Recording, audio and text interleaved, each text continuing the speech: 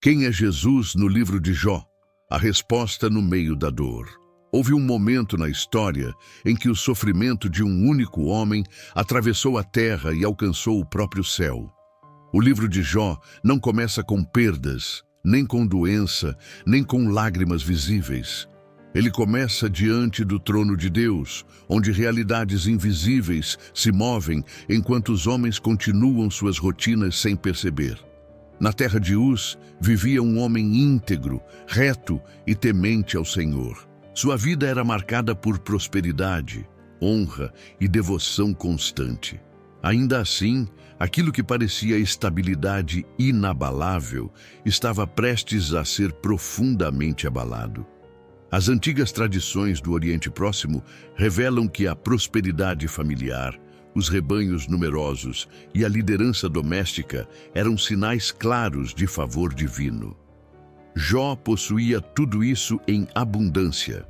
Era respeitado entre os homens e zeloso diante de Deus. Oferecia sacrifícios continuamente por seus filhos, não por culpa conhecida, mas por temor reverente. Seu coração vivia atento ao invisível. Nada, aos olhos humanos, indicava que uma tempestade espiritual se aproximava. Mas enquanto a terra seguia seu curso normal, o texto sagrado revela que uma conversa ocorria no conselho celestial. Ali, a fidelidade de Jó foi mencionada, não para condenação, mas para testemunho. O adversário se levanta como acusador e levanta uma pergunta que atravessa gerações. Será que o homem teme a Deus de forma genuína ou apenas enquanto tudo vai bem? Sem que Jó soubesse, sua vida se tornaria palco de uma das mais profundas revelações sobre sofrimento, fé e redenção já registradas nas Escrituras. O que se desenrola a seguir não é apenas a história de perdas sucessivas. É a exposição de uma realidade que muitos temem encarar. A dor do justo pode coexistir com o silêncio aparente de Deus. E ainda assim, desde as primeiras linhas do livro, uma verdade começa a se formar nas entrelinhas.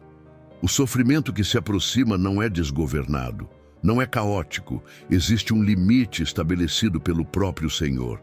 Existe propósito onde os olhos humanos só enxergariam tragédia. E de forma ainda mais profunda, existe uma esperança que só será plenamente compreendida quando a revelação de Cristo iluminar aquilo que naquele tempo ainda estava parcialmente encoberto. Assim começa a jornada de Jó. Não como a história de um homem abandonado, mas como o testemunho vivo de que mesmo quando o céu parece em silêncio, Deus continua absolutamente soberano sobre cada detalhe da história humana.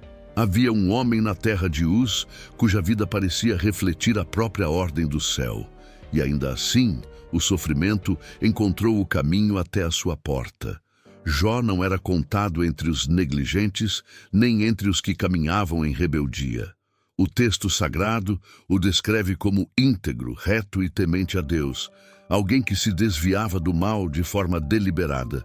Em um mundo antigo, onde a prosperidade era frequentemente interpretada como sinal direto de aprovação divina, sua condição reforçava aquilo que todos ao redor já acreditavam. Aquele homem estava sob favor visível do Altíssimo.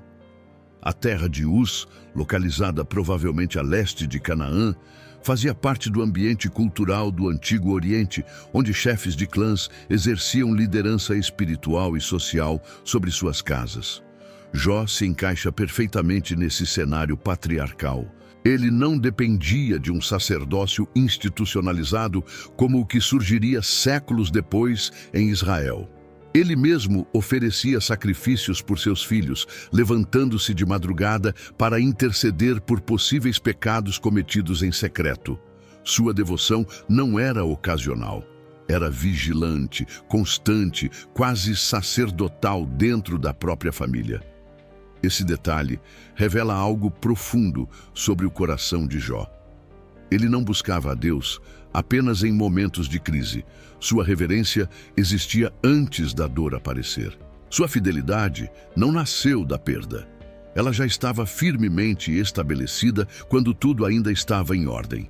E é exatamente por isso que o que vem a seguir se torna tão desconcertante. Em um intervalo de tempo que o texto descreve com sobriedade quase inquietante, mensageiros começam a chegar. Cada notícia carrega uma nova camada de devastação. Os rebanhos são levados. Os servos são mortos. O fogo cai do céu.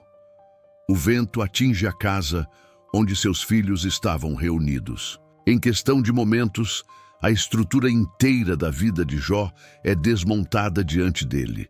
Para o leitor antigo, acostumado à lógica simples de recompensa e punição imediata, essa sequência de eventos cria uma tensão inevitável. Nada no comportamento de Jó explica a magnitude da tragédia. Nenhuma falha moral é apresentada como causa, nenhuma rebeldia é mencionada como gatilho. O justo sofre, e sofre profundamente. Ainda assim, o que mais surpreende não é a perda em si, mas a reação que emerge do coração daquele homem. Em vez de acusação precipitada, suas palavras revelam uma reverência que resiste mesmo sob o peso esmagador da dor. Ele reconhece a soberania de Deus, mesmo quando não compreende o motivo do que está acontecendo. Esse momento se torna um dos primeiros grandes testemunhos do livro. A fé verdadeira não depende da estabilidade das circunstâncias, mas a história ainda não chegou ao seu ponto mais profundo. O que aconteceu com os bens e com a família de Jó foi apenas o início de uma provação que desceria ainda mais perto da pele, ainda mais perto da alma. E enquanto o leitor observa a poeira ainda suspensa no ar da tragédia recém-instalada, uma pergunta começa a crescer silenciosamente. Até onde pode ir a fidelidade de um homem quando tudo ao redor começa a ruir? O céu permanecia em silêncio sobre a terra de Uz, mas nas regiões invisíveis uma nova permissão havia sido concedida, e a provação de Jó ainda não havia atingido sua profundidade máxima. O adversário retorna com a mesma acusação velada, insistindo que a integridade daquele homem ainda não fora verdadeiramente testada. Agora, o limite se move. Aquilo que antes havia tocado seus bens e sua família se aproxima perigosamente do próprio corpo de Jó. Sem aviso, a aflição se manifesta em sua carne. Feridas dolorosas cobrem seu corpo dos pés à cabeça, transformando o homem outrora respeitado em figura de profundo sofrimento físico. No mundo antigo, doenças visíveis eram frequentemente interpretadas como sinais de juízo divino. A aparência de Jó agora parecia confirmar aos olhos humanos aquilo que muitos rapidamente concluiriam. Algo oculto devia existir em sua vida. Ele se afasta do convívio comum e se assenta entre as cinzas, lugar associado ao luto extremo e à humilhação pública no Antigo Oriente. Com um caco de cerâmica, ele raspa as próprias feridas, não em desespero teatral, mas como gesto cru de alguém que sente na pele a intensidade da dor. A narrativa não suaviza a cena, ela permite que o leitor sinta o peso daquele momento. É nesse ponto que surge uma das vozes mais próximas de sua vida. Sua esposa, testemunha direta da tragédia que atingiu a casa, olha para aquele quadro de sofrimento e pronuncia palavras que ecoam a tensão central do livro. Ela não questiona a dor apenas. Ela questiona a própria utilidade da fidelidade diante de tamanho sofrimento. Para ela, a equação parece simples demais para ignorar. Mas a resposta de Jó revela algo que não nasceu naquele momento de crise. Ela emerge de uma convicção construída ao longo de uma vida de reverência. Ele reconhece que tanto o bem quanto as permissões difíceis passam sob a soberania de Deus. Não é resignação vazia, é temor reverente diante de uma realidade que ele ainda não compreende plenamente, mas na qual continua confiando. O texto, então, registra algo que ressoa com força silenciosa. Em tudo isso, Jó não pecou com seus lábios. Essa declaração não ignora sua dor. não diminui seu sofrimento, mas estabelece um marco espiritual importante. A fé daquele homem não era superficial. Ela estava sendo pressionada, testada, observada em sua forma mais pura. Enquanto isso, a notícia da calamidade se espalha. 3 amigos de regiões diferentes iniciam uma jornada até Uz. No mundo antigo, visitar alguém em luto profundo era sinal de honra e solidariedade. Eles vêm com a intenção de consolar. Ainda não sabem que suas palavras, embora revestidas de tradição religiosa, revelarão uma das maiores tensões teológicas de toda a narrativa. E assim, enquanto Jó permanece em silêncio entre as cinzas, o cenário está montado para um confronto de ideias, de crenças e de percepções sobre Deus que atravessaria gerações. O sofrimento já havia tocado o corpo. Agora começaria a pressionar também o entendimento. 7 dias se passaram em silêncio absoluto, e o peso da dor ainda pairava sobre a terra de Uz como uma nuvem que se recusava a se dissipar.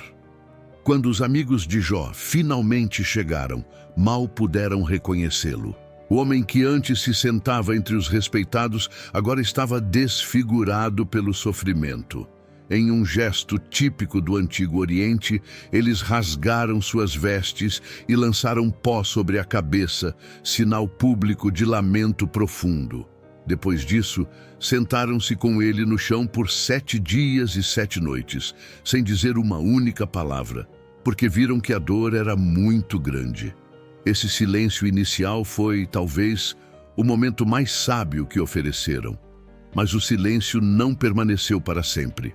Quando Jó finalmente abre a boca, não o faz para amaldiçoar Deus, como o adversário insinuara que aconteceria. Em vez disso, ele amaldiçoa o dia do seu nascimento. Suas palavras não são de rebelião contra o Altíssimo, mas de angústia existencial profunda. Ele não entende por que a vida continua quando a alma está esmagada. No mundo antigo, expressões poéticas de lamento eram comuns em períodos de sofrimento extremo, mas aqui o texto vai além da forma literária. Ele permite que o leitor entre na mente de um homem justo, que luta para conciliar sua fé com uma realidade que parece incoerente. Esse momento marca uma virada importante. Até aqui, Jó havia reagido com reverência silenciosa. Agora, sua dor encontra voz. E essa voz não é superficial nem cuidadosamente polida. É crua, honesta e profundamente humana. Ele não abandona Deus, mas também não finge entender o que está acontecendo. Essa tensão é precisamente o que torna o livro de Jó tão singular dentro das Escrituras. Os amigos, ao ouvirem suas palavras, começam a se mover da compaixão silenciosa para a interpretação teológica. No pensamento predominante da época, a lógica era simples e amplamente aceita. Sofrimento intenso indicava falha moral significativa. Para eles, a equação entre justiça divina e circunstâncias humanas era direta demais para admitir exceções. É nesse ponto que a ajuda começa a se transformar em peso adicional. O primeiro dos amigos inicia um discurso cuidadosamente construído a partir da sabedoria tradicional.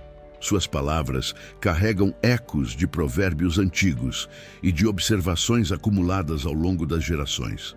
Ele não fala como inimigo declarado, mas como alguém convencido de que está defendendo a justiça de Deus. O problema é que sua conclusão parte de uma premissa incompleta. Enquanto o debate começa a se formar, uma tensão mais profunda se estabelece no texto. De um lado, a experiência real de um homem que sabe que não está vivendo em rebeldia deliberada. Do outro, uma teologia rígida que não possui espaço para sofrimento inexplicável do justo.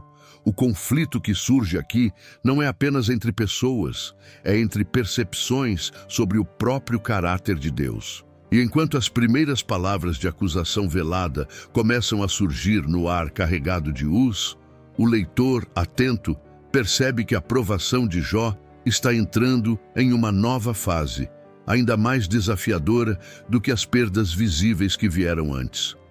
As palavras começaram a cair sobre Jó como uma chuva fria que não traz alívio. E o primeiro de seus amigos decidiu romper o silêncio com a confiança de quem acredita possuir respostas antigas para dores presentes. Ele não se aproxima como um agressor aberto. Sua voz carrega a cadência da sabedoria tradicional, construída ao longo de gerações no mundo do Antigo Oriente.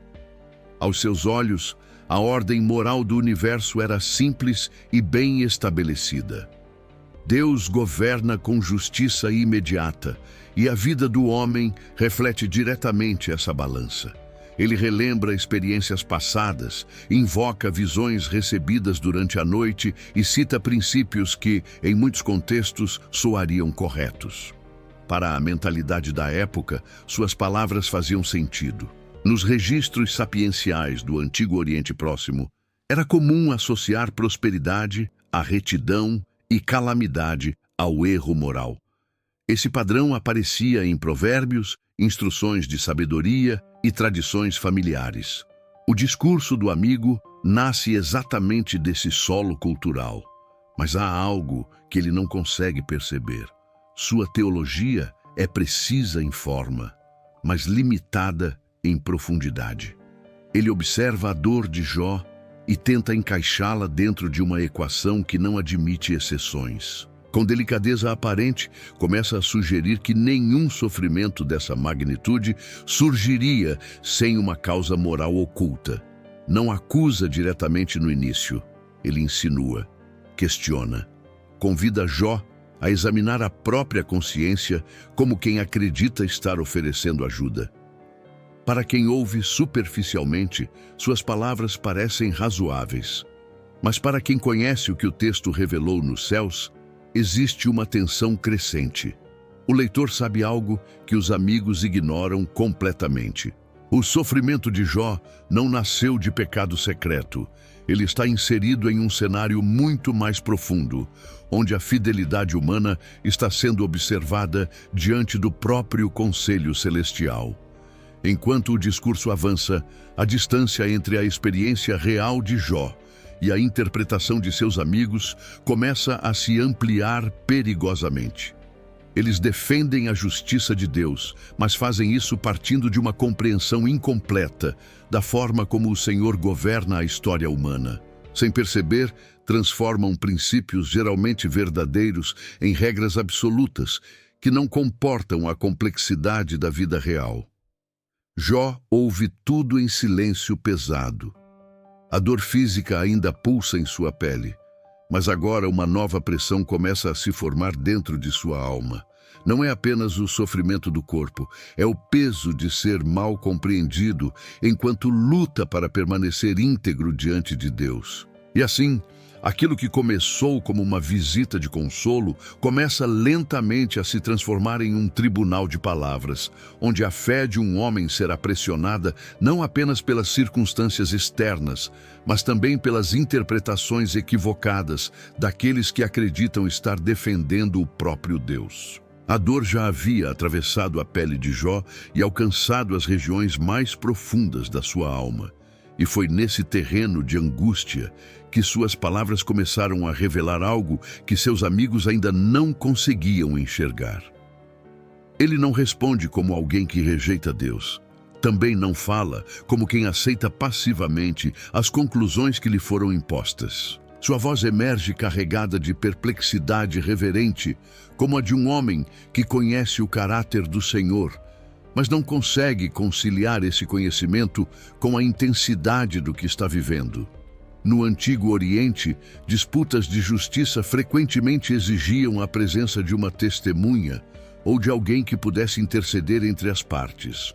A linguagem jurídica permeava a cultura da época, especialmente em questões que envolviam honra, culpa e vindicação pública.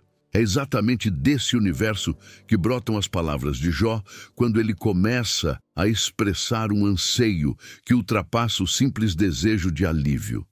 Ele não pede apenas que a dor cesse. Ele começa a desejar alguém que possa colocar-se entre ele e Deus. Esse clamor nasce da tensão crescente entre sua consciência limpa e as acusações veladas que pairam ao seu redor. Jó sabe que não é perfeito, mas também sabe que não vive em rebeldia deliberada contra o Senhor. O que ele enfrenta parece grande demais para caber dentro das explicações oferecidas por seus amigos. E é nesse ponto que suas palavras começam a tocar uma dimensão profética que ele próprio ainda não compreende completamente.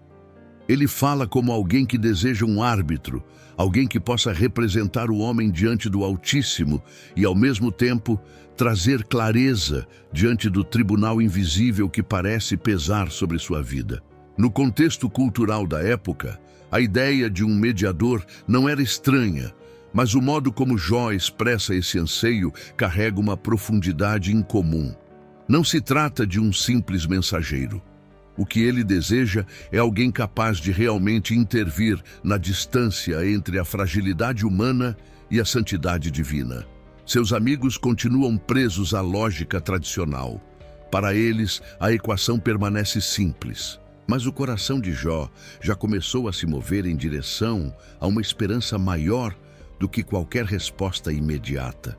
Sem perceber plenamente, ele começa a tocar em uma promessa que só seria revelada com clareza muitos séculos depois. O silêncio de Deus ainda pesa sobre a narrativa. Nenhuma explicação direta foi dada, nenhuma resposta audível veio do céu. Mas nas palavras de um homem ferido, começa a surgir uma das declarações mais carregadas de expectativa messiânica de todo o Antigo Testamento. E enquanto o leitor acompanha esse clamor que nasce no meio da dor, uma pergunta inevitável começa a se formar no horizonte da história. Se existe realmente um mediador capaz de aproximar Deus e o homem, quando ele finalmente se levantará? Das profundezas da sua aflição, quando a dor já havia ultrapassado os limites do suportável, Jó pronunciou palavras que ecoariam através dos séculos com uma força que ele próprio talvez não compreendesse por completo. Não foi em um momento de alívio que essa declaração surgiu. Foi no ponto mais escuro da sua experiência. Com o corpo ferido e a alma pressionada por acusações e silêncio, ele afirmou com convicção surpreendente que o seu Redentor vive. No hebraico antigo, o termo que ele utiliza carrega a ideia de um resgatador próximo, alguém com direito legal e responsabilidade pessoal de restaurar aquilo que havia sido perdido. No contexto cultural do Antigo Oriente, o Redentor não era uma figura distante. Era alguém que se levantava para defender, restaurar e vindicar. Quando Jó usa essa linguagem, ele não está falando de um conceito abstrato. Ele está expressando a esperança de uma intervenção real, concreta e pessoal. O mais impressionante é o momento em que essa esperança emerge. Nada em sua circunstância visível sugeria restauração. Seus bens haviam desaparecido. Sua saúde estava comprometida. Sua reputação começava a ser corroída pelas interpretações equivocadas de seus próprios amigos. Ainda assim, no meio desse cenário, sua fé não se apoia em mudanças imediatas ao redor. Ela se ancora na convicção de que existe alguém vivo que, no tempo certo, se levantará em sua defesa. Essa declaração rompe a superfície da narrativa e aponta para algo muito maior do que a própria história de Jó. Em um período muito anterior à revelação completa do Messias, o Espírito já havia permitido que uma esperança futura fosse verbalizada em meio ao sofrimento presente. O justo ferido começa a falar como alguém que enxerga além da própria geração. Enquanto seus amigos continuam argumentando a partir de fórmulas conhecidas, Jó se move em direção a uma confiança que não depende da aprovação humana nem da explicação imediata das circunstâncias. Ele não entende todos os caminhos de Deus, mas se apega a uma certeza que começa a ganhar forma dentro dele. O Redentor não é uma possibilidade distante, ele vive. Essa convicção introduz uma nova camada de profundidade à narrativa. O livro deixa de ser apenas o registro do sofrimento de um homem fiel. ele se torna também um dos primeiros testemunhos bíblicos de uma esperança que aponta para frente, para o dia em que a distância entre Deus e o homem seria finalmente atravessada por uma intervenção definitiva. O silêncio do céu ainda não foi quebrado por uma resposta audível. A dor de Jó ainda não foi removida, mas algo dentro dele agora está firmemente estabelecido. E essa certeza silenciosa começa a preparar o caminho para o momento em que o próprio Deus finalmente falará. Depois de longos capítulos marcados por debates humanos e pelo peso de perguntas sem resposta, a narrativa atinge um ponto de tensão quase insuportável. Jó já havia falado, seus amigos já haviam argumentado. O silêncio de Deus até então parecia permanecer como uma muralha impenetrável diante da dor daquele homem. Mas então, sem aviso humano e sem consulta às expectativas dos homens, a voz do Senhor finalmente rompe o silêncio. O texto declara que Deus responde do meio do redemoinho. No mundo antigo, a tempestade era frequentemente associada à manifestação da presença divina. Não era apenas fenômeno natural, era sinal de majestade, de poder incontestável, de autoridade que ultrapassa a compreensão humana. Quando o Senhor fala do meio do redemoinho, o cenário inteiro se transforma. A discussão deixa de ser horizontal entre homens e se eleva para o encontro direto entre a criatura e o Criador. O que surpreende imediatamente é a forma da resposta divina. Deus não começa oferecendo explicações detalhadas sobre o motivo do sofrimento de Jó. Não apresenta um relatório das decisões celestiais. Em vez disso, o Senhor conduz Jó por uma série de perguntas que atravessam as estruturas da criação. Ele fala da fundação da terra, dos limites do mar, dos caminhos das estrelas e dos mistérios das criaturas que habitam o mundo. Cada pergunta não tem o objetivo de humilhar gratuitamente, mas de reposicionar o coração humano diante da grandeza do governo divino. No contexto do Antigo Oriente, reis demonstravam autoridade por meio de feitos visíveis e decretos públicos. Aqui, porém, o Senhor revela sua soberania por meio da própria ordem da criação. Ele conduz Jó a perceber que a realidade é muito mais vasta e complexa do que a mente humana consegue abarcar. A dor de Jó é real, profunda e legítima, mas não é o centro do universo.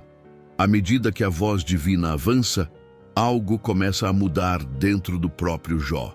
Não porque todas as suas perguntas tenham sido respondidas em termos diretos, mas porque sua visão de Deus começa a se expandir além das categorias que ele mesmo havia construído ao longo da vida.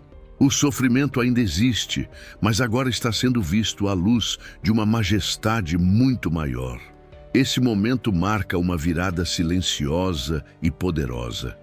O homem que antes buscava uma audiência para defender sua causa, agora se encontra diante da presença que sustenta todas as coisas.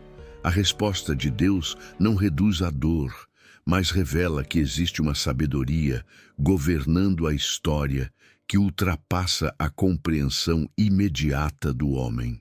Enquanto o redemoinho ainda parece girar ao redor daquele encontro sagrado, o coração de Jó começa a perceber que a maior transformação que estava prestes a acontecer não seria primeiro em suas circunstâncias externas, mas dentro da sua própria percepção de quem Deus realmente é.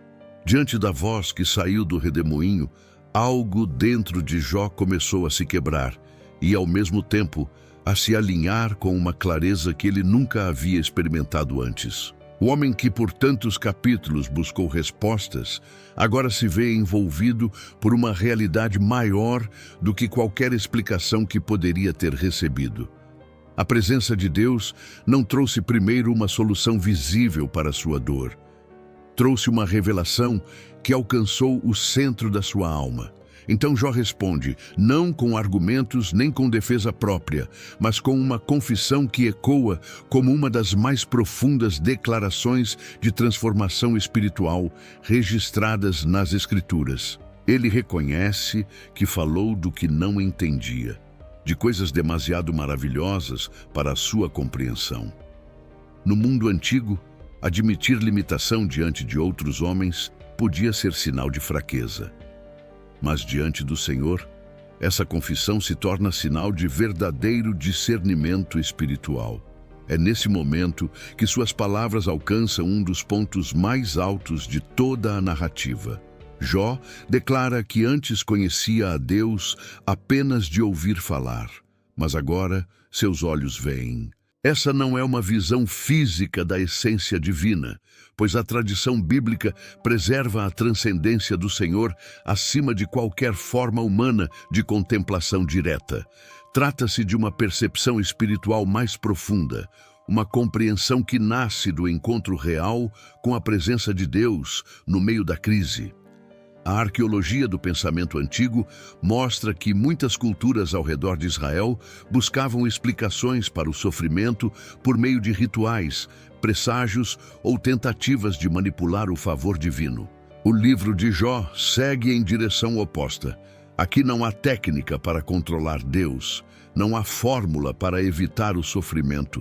O que existe é o encontro transformador com o Senhor soberano, que se revela não como servo das expectativas humanas, mas como governante absoluto da criação.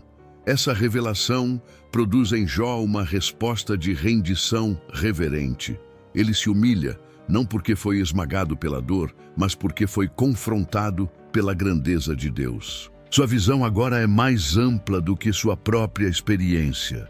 A pergunta sobre o porquê de tudo aquilo não desaparece completamente, mas perde o lugar central que antes ocupava em seu coração. Algo silencioso e profundo aconteceu dentro dele.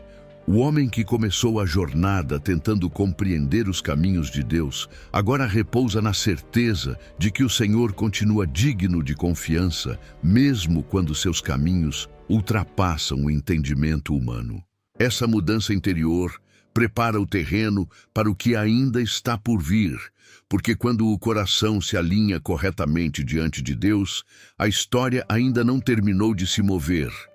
O vento da tempestade já havia cessado, mas o que Deus estava prestes a fazer ainda não havia sido plenamente revelado. Depois que Jó se humilha diante da grandeza divina, o texto conduz o leitor a um momento surpreendente.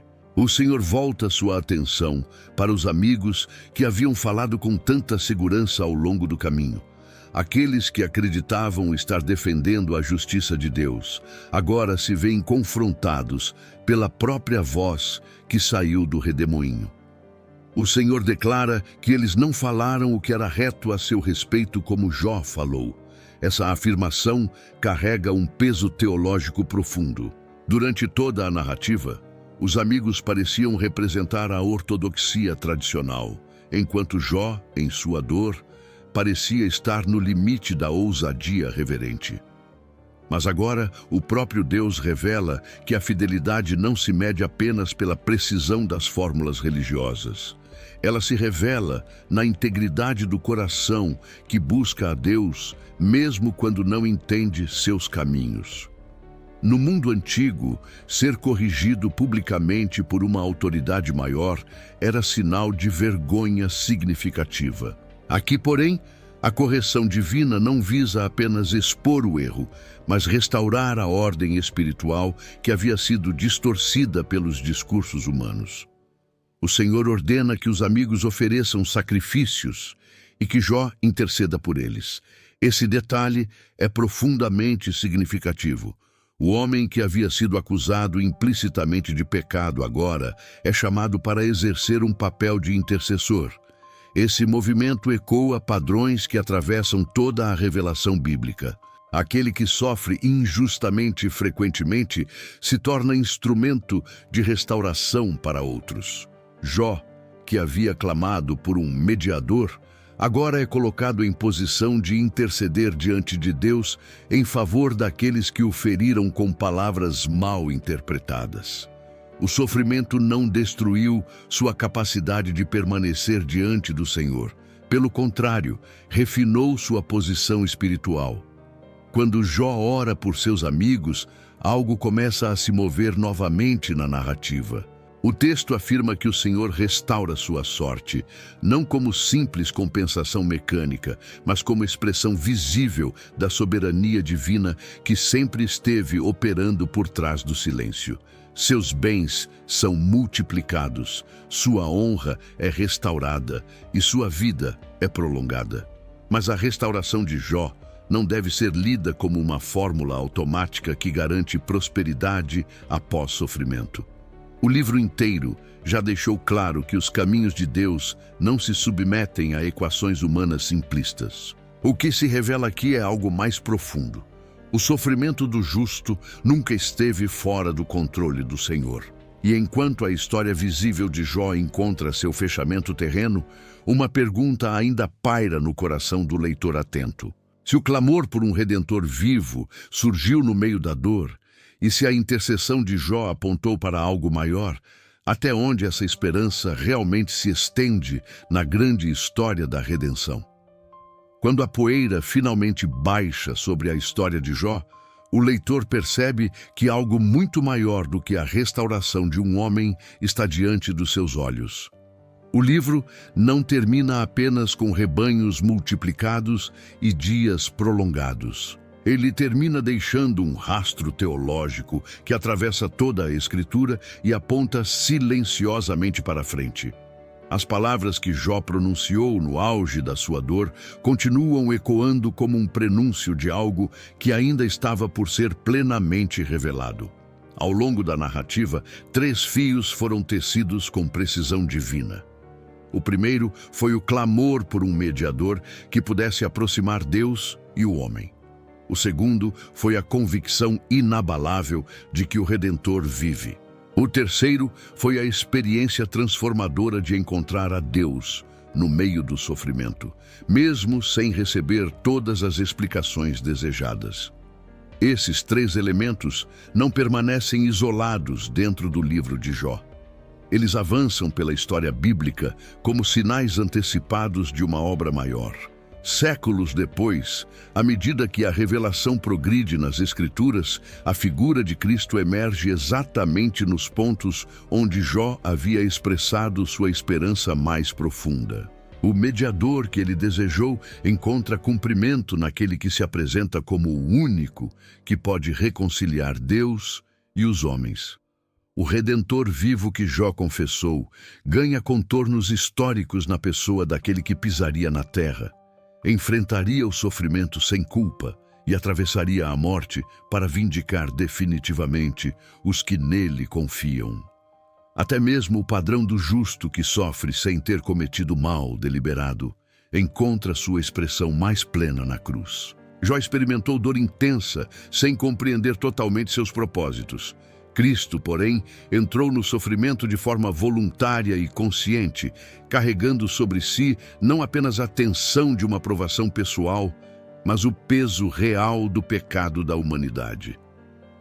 O livro de Jó prepara o coração do leitor para entender que o sofrimento do justo não é evidência de abandono divino. Em Cristo, essa verdade alcança sua revelação mais luminosa. A antiga história da terra de Uz, portanto, não é apenas memória de um homem fiel que resistiu à dor. Ela é uma janela aberta para a forma como Deus governa a história com sabedoria que ultrapassa a percepção imediata. Onde os homens veem silêncio, o Senhor está operando. Onde a dor parece sem sentido, a redenção pode estar sendo preparada. Assim, quando o leitor retorna ao clamor de Jó, e ouve novamente sua certeza de que o seu Redentor vive, já não escuta apenas a voz de um patriarca ferido. Escuta o eco antecipado da esperança que um dia se manifestaria plenamente em Jesus Cristo. E então fica claro que, mesmo no capítulo mais sombrio da dor humana, Deus nunca deixou de escrever a história da salvação. Mesmo depois que a história de Jó encontra seu descanso visível, a mensagem que emerge de suas cinzas continua caminhando silenciosamente através das gerações. O texto sagrado não preservou essa narrativa apenas para registrar um sofrimento antigo. Ele aguardou porque nela existe uma lente pela qual todo crente é convidado a enxergar a própria jornada quando o céu parece em silêncio. Ao observar a trajetória de Jó à luz da revelação completa das Escrituras, torna-se impossível ignorar o padrão que se repete. O justo sofre sem explicação imediata. O céu permanece aparentemente em silêncio por um tempo. As vozes humanas tentam oferecer respostas rápidas. E no momento determinado por Deus, a verdade emerge com uma profundidade que transforma não apenas as circunstâncias, mas o próprio coração daquele que persevera. Esse padrão não pertence apenas ao passado patriarcal. Ele atravessa a experiência do povo de Deus ao longo dos séculos. Muitos caminham em fidelidade sincera e, ainda assim, encontram temporadas em que as perguntas parecem mais numerosas do que as respostas. O livro de Jó não oferece fórmulas simplistas para evitar esse caminho. Em vez disso, ele oferece algo muito mais sólido, a certeza de que a soberania de Deus permanece intacta mesmo quando a compreensão humana se mostra limitada. A arqueologia do mundo antigo revela que as nações ao redor frequentemente buscavam manipular o favor de suas divindades por meio de rituais precisos e barganhas religiosas. O testemunho de Jó segue direção oposta. Ele mostra que a verdadeira relação com o Deus vivo não se baseia em controle humano, mas em confiança reverente. Jó não negocia com Deus. Ele se rende à realidade de que o Senhor governa com sabedoria que ultrapassa qualquer cálculo humano. Quando essa verdade finalmente se firma no coração, algo profundo começa a acontecer. A fé deixa de depender da estabilidade das circunstâncias e passa a repousar na natureza imutável de Deus. Esse é um dos legados mais poderosos que emergem do livro de Jó. O sofrimento não recebeu explicação detalhada no início da história, mas recebeu o enquadramento correto quando a grandeza de Deus foi revelada. E é exatamente aqui que a figura de Cristo ilumina ainda mais o caminho deixado por Jó. Aquele que é o Redentor vivo não apenas observa o sofrimento humano à distância, ele entrou na história, vestiu a fragilidade da carne e enfrentou a dor sem pecado.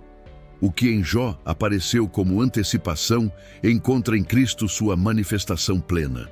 O Deus que permitiu a provação também providenciou, no tempo certo, a redenção definitiva. Assim, a antiga pergunta que pairava sobre as cinzas de Uz começa a encontrar sua resposta mais profunda. O justo pode atravessar o sofrimento sem perder a esperança, porque o Redentor vive, reina e continua sustentando cada detalhe da história. E para todo aquele que lê essa narrativa com o coração atento, permanece um convite silencioso: confiar no Senhor mesmo quando o caminho passa pelo vale onde as respostas ainda não chegaram. Há momentos na caminhada espiritual em que a história de Jó deixa de ser apenas um registro antigo e começa a se tornar um espelho silencioso diante da alma de quem lê. As cinzas de Uz já se dissiparam há séculos, mas a pergunta central continua viva no coração humano. É possível confiar em Deus quando o entendimento falha e o sofrimento permanece? O livro de Jó não oferece uma fé ingênua que ignora a dor. Ele também não apresenta um Deus distante que observa o sofrimento humano com indiferença. Ao contrário, a narrativa inteira conduz o leitor a uma percepção mais profunda da soberania divina. Uma soberania que não elimina a realidade da aflição, mas a envolve dentro de um propósito maior que só se revela plenamente com o passar do tempo. Ao longo das gerações, muitos têm se aproximado do texto de Jó buscando respostas rápidas para dores complexas. Mas a Escritura conduz por outro caminho. Ela não satisfaz a curiosidade superficial. Ela forma o coração para uma confiança mais madura. O homem da terra de Uz não recebeu todas as explicações que desejava, mas recebeu algo que se mostrou infinitamente mais sólido, uma visão ampliada de quem Deus é. Essa é a chave silenciosa que atravessa o livro inteiro. Quando o Senhor fala do meio do redemoinho, ele não diminui a dor de Jó, mas reposiciona sua perspectiva dentro da vastidão da criação. O homem percebe que sua história é real, importante e vista por Deus, mas não é o centro absoluto do universo. Esse deslocamento não produz desespero, produz reverência. E é nessa reverência que a fé encontra um fundamento que não depende da estabilidade das circunstâncias. A revelação plena desse princípio encontra sua expressão mais luminosa em Cristo. O Redentor vivo que Jó confessou não apenas conhece o sofrimento humano de forma teórica. Ele entrou no tempo, assumiu a fragilidade da carne e experimentou a dor sem culpa. A cruz se levanta como a resposta definitiva para a tensão que começou a ser exposta nas cinzas de Uz. O justo pode sofrer, mas não está abandonado. O silêncio de Deus nunca é ausência de governo. Assim, quando o leitor fecha o livro de Jó, a história não termina como uma simples restauração material. Ela termina como um chamado profundo à confiança reverente. Aquele que sustentou Jó no meio da tempestade continua sustentando cada vida que se apega a ele hoje. E permanece ecoando através das eras a mesma certeza que nasceu no coração de um homem ferido. O Redentor vive, e nenhuma dor que passa pelo crivo da soberania divina é capaz de frustrar o propósito final de Deus para aqueles que nele confiam. Mesmo depois que as últimas palavras do livro de Jó se acomodam no coração do leitor, a mensagem que emerge de sua história continua viva como uma chama que se recusa a se apagar. A jornada daquele homem não foi preservada nas Escrituras apenas como memória de um sofrimento antigo, mas como testemunho permanente de que a fé verdadeira pode atravessar territórios onde a compreensão humana não alcança. A vida de Jó revela que a relação com Deus não é construída sobre garantias de conforto constante, mas sobre confiança reverente no caráter daquele que governa todas as coisas com sabedoria perfeita. No mundo antigo, muitas tradições religiosas se baseavam em trocas, barganhas e tentativas humanas de assegurar proteção divina. O testemunho de Jó desmonta essa lógica com força silenciosa. Ele mostra que a fidelidade mais profunda se manifesta quando não há explicações fáceis, quando as circunstâncias não cooperam e quando o céu parece permanecer em silêncio. Ao olhar para trás, o leitor percebe que desde o início, Deus nunca perdeu o controle da história. O sofrimento de Jó teve limites definidos. O adversário não agiu com liberdade absoluta. Cada etapa da provação ocorreu sob a permissão soberana do Senhor. Essa verdade, embora nem sempre visível no momento da dor, atravessa toda a narrativa como fundamento invisível da esperança. Essa mesma linha encontra sua expressão mais plena na revelação de Cristo. O Redentor vivo que Jó confessou não permaneceu como promessa distante. Ele entrou na história humana, caminhou entre os homens e enfrentou o sofrimento em sua forma mais intensa. A cruz não contradiz o livro de Jó. Ela o ilumina. O justo pode sofrer, mas a dor nunca escapa ao governo de Deus. E a redenção final não depende da força humana, mas da fidelidade daquele que prometeu restaurar todas as coisas. Assim, a antiga história da terra de Uz continua falando com força surpreendente ao coração de cada geração. Ela sussurra ao aflito que a dor não é sinal automático de abandono. Ela confronta a teologia simplista que tenta explicar cada sofrimento com respostas rápidas. E, acima de tudo, ela aponta para a esperança sólida que nasce quando o coração aprende a confiar no Senhor, mesmo quando o caminho passa por regiões de sombra. O eco final que permanece não é o som da perda, nem o peso das perguntas que ficaram sem resposta imediata. O que permanece é a certeza que atravessou a noite mais escura da vida de Jó e continua sustentando todos os que caminham pela fé. O Redentor vive, ele reina com sabedoria perfeita, e nenhuma lágrima que passa sob seu olhar soberano é em vão. A história de Jó chega ao seu último eco, mas a verdade que ela revela continua avançando como um rio silencioso através do tempo. O homem de Uz não deixou apenas um registro de sofrimento suportado com fé. Ele deixou um testemunho que prepara o coração das gerações para compreender algo que só seria plenamente iluminado séculos depois. Quando Jó se levantou do pó, restaurado pela mão soberana de Deus, sua vida já havia se tornado sinal visível de uma realidade maior. O sofrimento do justo não é prova de abandono divino. O silêncio do céu não é ausência de governo. E a dor que parece sem sentido aos olhos humanos pode estar inserida em um propósito que só a eternidade revelará por completo. O livro termina, mas a pergunta que ele levanta encontra sua resposta definitiva apenas quando a história bíblica avança até Cristo. Nele, o justo que sofre aparece de forma perfeita e sem qualquer sombra de culpa. Nele, o mediador que Jó desejou se manifesta de forma plena. Nele, o Redentor vivo deixa de ser apenas esperança antecipada e se torna realidade encarnada entre os homens. Na cruz, aquilo que começou a ser insinuado nas cinzas de Uz alcança sua expressão mais profunda. O Filho Justo entra voluntariamente no território da dor humana, não como alguém surpreendido pelo sofrimento, mas como aquele que o assume para vencer definitivamente o poder do pecado e da morte. O que Jó experimentou de forma parcial, Cristo atravessou de forma plena e redentora. Por isso, a mensagem final que emerge do livro de Jó não conduz o leitor ao desespero diante do sofrimento, mas à confiança reverente diante do Deus que governa todas as coisas com sabedoria perfeita.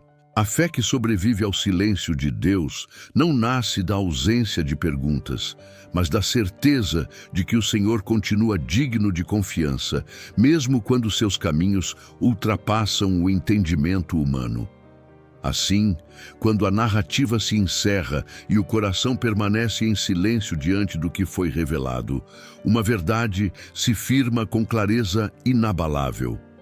O Deus que sustentou Jó no meio da tempestade é o mesmo que revelou em Cristo a resposta definitiva para a dor humana.